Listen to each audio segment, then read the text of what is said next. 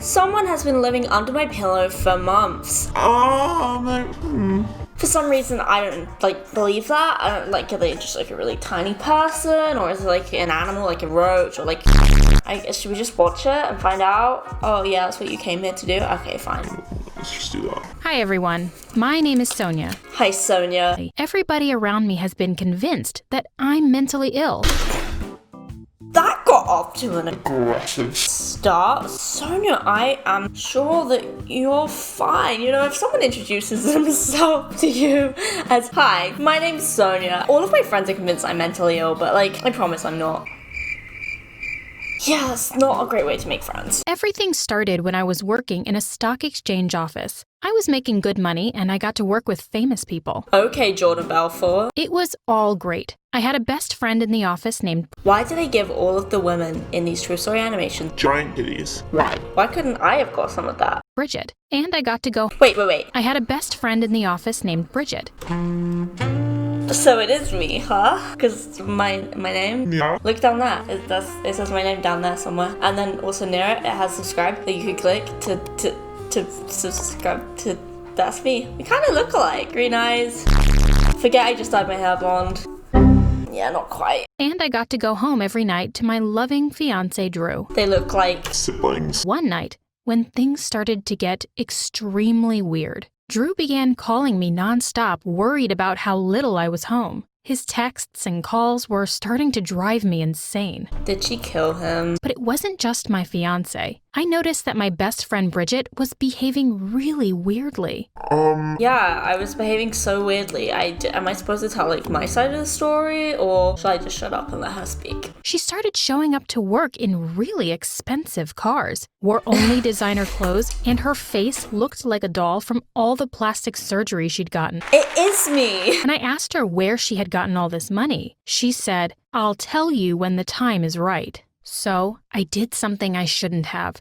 I snuck into Bridget's office one day when she wasn't at work. You did what? You snuck into my office looking like a crab? Why was she just...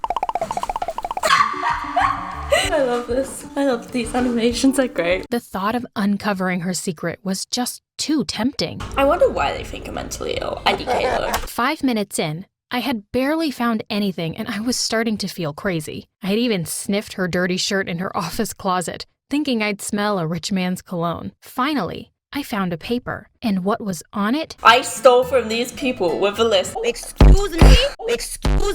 I would make a much better than her, and it's kind of insulting that I compared myself to her, because if I was gonna do an evil plan, an evil mastermind villainous plan, I would not write it down on a piece of paper to start with. Very incriminating. She had been stealing money from her clients for the past few weeks. Don't all stockbrokers? It had been hundreds of thousands of dollars. But what was most shocking was that at the end of my list, I saw my name and credit card number. Whatever. And I wasn't even one of her clients. I respect the grind, Bridget. I really do. She was stealing from my tab, too. Without even thinking, I brought the paper to my boss. He told me they would call the police and they'd launch an investigation. Yes. Bridget came into my office to chat. She gave me my pads that she had found on her office floor. She knew I used the silly pink pads with flowers on them. Pads? Like the ones for when you're bleeding from your... Why would you bring them with you on a secret mission? She was going to know it was me who told on her. The next thing I knew, the police officers stormed the room and were putting her in handcuffs. Heck yeah. The end. She screamed at me, telling me I was going to pay for what I did. A few days later, as I was coming home from work, a huge guy dressed in all black started following me. And then he murdered her at the end. Just kidding. I changed sides of the streets and watched as he changed sides with me. When I started walking faster, so did he. My heart started beating out of my chest. I was terrified, and before I knew it, I had made a wrong turn into a dark alley with only one exit. The man kept walking toward me. I scrambled around a corner trying to get away. You know, I don't know much about mysterious men in alleys, but I have a feeling they're not there for good reasons. Tried to squeeze under a sharp chain fence to escape, but my hips got stuck. Oh, she thick. Was that like a flex? Like, yeah, I can escape from my killer because I'm just too thick. Finally, I managed to pry the fence up just enough to squeeze my body, but my lower part got stuck. Was I going to die because of my curves? I don't like Sonia. I really don't. I'm on Bridget's side. I don't care. Pushed the hardest I could until I passed through, but it completely ripped the front of my shirt open. Is this for kids? Or is this just like PORN disguise? I wanted Drew to comfort me, but instead he started yelling, asking why my shirt was torn apart. Someone tried to hurt me. I thought that these words would stop Drew from being angry at me, but it only made him go crazier. And that's when you break up with him. So I mumbled nervously, "A hippo attacked me." I don't know how that came out, but he totally saw through my lie. From where?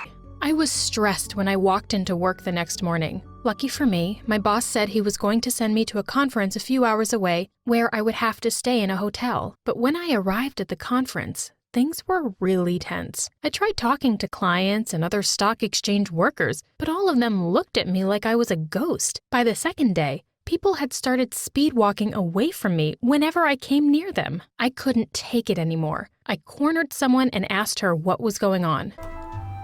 I don't think cornering people is gonna help your case of getting them to like you. He said if we talk to you, he'll hurt us. He said doing business with you would ruin us and that you can't be trusted. When I asked her who, she pointed out the window into the courtyard. Sitting there was none other than the stranger who had followed me in the alley. I felt my blood run cold. He had followed me all the way to this conference? Bridget was really willing to go that far? Even from her jail cell? Yeah. I really was willing to go that far from my jail cell, so... I ran towards the elevators, desperate to hide in my room for the rest of the day. Of course, I heard heavy footsteps behind me. I could see the stalker rushing down the hallway after me. I banged on the elevator button, trying so hard to get out of there, but the elevator was too slow. Finally, it arrived and I dove inside. The doors closed behind me just as the man reached them. For the rest of the day, I paced in my room, trying to figure out what I was going to do. Had Bridget told the man to get me, or worse? Every time I looked out the peephole, I held my breath and saw the man was walking by. Maybe jump out the window. IDK probably could go pretty bad though. If I went back home, maybe I could go to the police about what was going on. I would call Drew in the morning and tell him I was coming home. As I laid down in my bed, I felt something hard inside my pillow. Oh yeah, I forgot that the story was about someone inside her pillow. What's up with that? Tell me. I reached inside and pulled out a microphone. My heart dropped. I searched the rest of the room. I pulled out microphone after microphone and dozens of cameras. I finally had some evidence, but at that moment, I realized my room wasn't safe. Facts. I ran down to the lobby, sobbing. I told the manager I was being stalked and someone had bugged my room. The cops came and escorted me up to the room. At this point, I would simply... I don't have an answer. I don't know what I would do. This was going to be the end of all the drama with Bridget, but when we entered the room, there was nothing there. All the microphones, all the cameras, they were all gone. Wait. So she knew that a stranger had access to her room, yet she didn't bring the evidence with her? I don't know. I feel like she maybe deserves it at this point. I started screaming about how they had to believe me. I told them I was being stalked, that I was in danger. I blocked the hall, telling them that they couldn't leave me. That's when the medical team showed up. They tried to get me to calm down, but I fought against them. One of them grabbed me and slapped handcuffs on me. They tossed me in the back of the car and brought me to a facility. I'm gonna say it takes a little bit more than that to get taken to a facility. They told me I had imagined the whole thing, but I knew that wasn't true. Sure. I stood up with my hands handcuffed behind me, and I managed to move the doctor out of the way. I ran out of the building as fast as I could with people chasing after me. By the time I was in the woods, I was out of breath. Oh yes, I'm being stalked. Let me walk into a dark forest all by myself. Sounds like a good idea, right? Till I found a mechanic shop on the outskirts of town. I asked a man to cut the handcuffs off me, and he did. With my hands free, I knew I had to finally get to the bottom of this. Fine, I'll admit it. You're dumb. Bridget came out, looking like she had aged 20 years. I started tearing up the moment I saw her. All the emotion was just too much. She laughed at my tears like an evil person would. She kept leaning over the table, taunting me and telling me she was going to come after me. I would never do that. Maybe I would. Her stalker was terrifying me, and I couldn't handle it anymore. When I said that, she looked like she saw a ghost. She revealed to me that she hadn't sent anyone after me. No one would talk to her now that she was in here. She had absolutely no connection to the world outside this prison. Then who was it? I asked her why she had been threatening me, and she told me it was because she was so angry that I reported her. I had enough of the conversation. I ran out of the room, leaving her yelling after me. I walked towards the subway in tears and called Drew. He picked up, sounded excited to talk to me. He told me he had a surprise for me and asked where I was. I told him I was on my way back to the hotel, but I was in tears. I broke down about everything. The stalker, the police arresting me, the bugs in the room. He sounded shocked, but he tried to calm me down. He told me to just come home. We could go to the police together and he would keep me safe, even if it meant me stopping my job for a while. So it's her boyfriend that's been stalking her. Okay, guys, I don't like to flex too much, but I am a genius, so I know what's going on here. We would get to the bottom of this together, and everything would be okay. Oh, yes.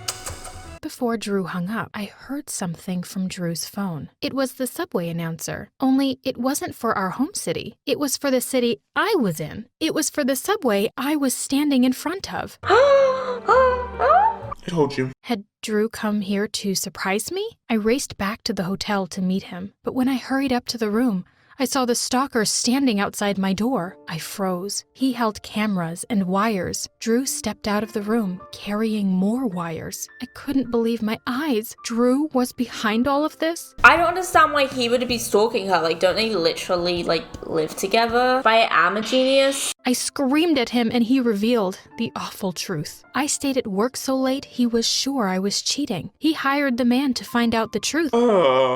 After I saw him following me in the alley, Drew changed his plan. He hired the man to try and scare me, thinking it would keep me from staying out at night or going anywhere that wasn't home. Why does every single female in these true story animated things have the most disturbing boyfriends? Before I left for the conference, Drew turned my location on my phone so he could see everywhere I was going. He was convinced I had to be calling the man I was cheating on him with, so he had the investigator put wires in my pillow and cameras in my room. He had even told people at the conference to stay away from me. I was shocked. Me too. I told Drew that we were done. You go. So what do you think of my story? Have you been with someone crazy like my ex-fiancé? Yes. Okay, well, that was interesting, wasn't it? That wasn't quite what I was expecting to happen, but it happened, and now it's over, and I don't have to think about it ever again. Please subscribe, okay? Because I just went through all of that, so it's the least you can do, really. Okay, I'm gonna go now. Okay, bye.